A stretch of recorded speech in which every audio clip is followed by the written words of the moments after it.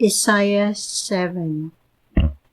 Sa panahon nga si Ahaz nga anak ni Jotham ug apo ni Uzias mo'y naghari sa Juda, misulong sa Jerusalem si Rezin nga hari sa Syria ug si Pekah nga anak ni Remalias nga hari sa Israel, apan wala nila mabuntog ang Jerusalem. Sa pagkabalita sa hari sa Juda nga ang kasundaluhan sa Syria misulod sa Israel, nalisang siya ug ang iyang katawhan ug nangmurog sila sama sa kakahuyan sa lasang nga gihuros sa hangin. Ug miingon ang Ginoo kang Isaias, lakaw uban sa imong anak nga si Shear-Jashub, ug sugata si Ahaz didto tumoy sa kanal sa tubig sa ibabaw nga linaw duol sa dalan paingon sa uma nga ginganlag uma sa maglalaba.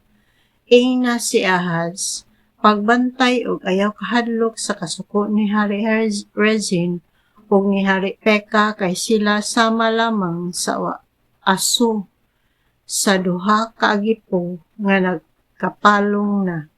Naglaraw manggilad bato kanimo ang Syria ug ang Israel. Nag-ingon sila, sulungon ta ang Juda, lisangon ta kini ug buntugon aron maaato ug pariun ta didto ang anak ni Tabeel. Tungod niini nag-ingon ang Ginoong Dios, dili gayud kini mahitabo, kay ang Syria samara kahuyang sa Damasco nga iyang uluhang syudad, ug ang Damasco samara kahuyang ni Rezin.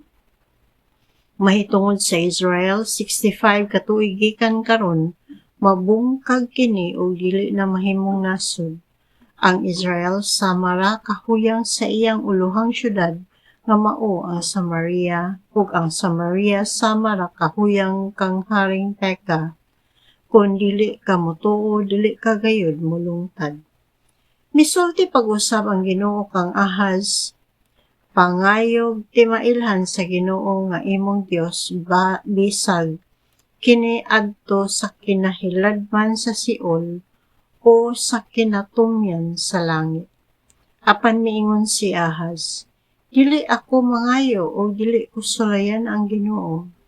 Ug miingon si Isaias, pamati o mga kaliwat ni David, dili pa baigo ang inyong pagsulay sa pasensya sa tao nga inyo naman usab nga sulayan ang pasensya sa Dios?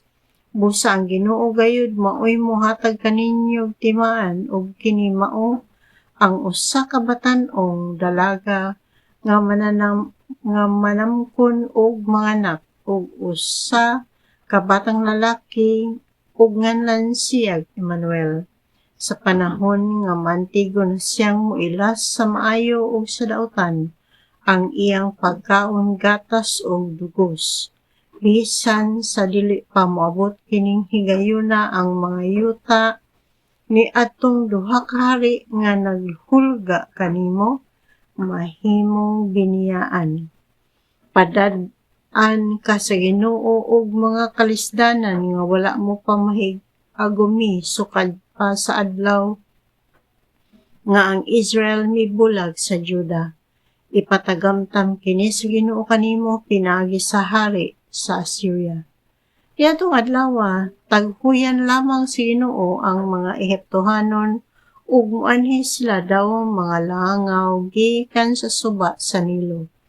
Ang mga taga-Syria muanhi usab daw mga ligwan ug mupuyo diha sa habog nga mga pangpang ug diha sa mga lungag sa mga bato ug magpuyo usab sila sa mga sampinit ug diha sa tanang mga sibsibanan. Niadtong adlaw ang Ginoo magsuhol o manunuki gikan sa unahan sa suba sa Euphrates ang hari sa Syria nga magdala og labaha o kiskisan kiniya ang buhok sa inyong ulo o balhibo sa inyong lawas o mga bungot. Niadtong adlaw bisan lamang ang magbuhig baying baka o duha ka buok karnero, dili gayud kabsag gatas, kay ang tanang tawo nga mahibilin sa nasod may keso o dugos man nga makaon. Niadtong adlaw mahimo lamang kasampinitan ang dapit nga kaniadto gitamnan og linibo ka paras nga mobilig 12 ka kilo nga plata, tungod kay wala na may laing manurok kundili mga sampinit ug mga matunok, mao na lay mga didto ang mga ngayam. Ang tanang mga bungtod nga kaniadto kanunay nga gibugwal mapuno na sa mga sampinit ug tunok. Mga baka ug karnero na lang ang magsuroy-suroy sa tibok yuta o mahadlok na kamong moadto didto.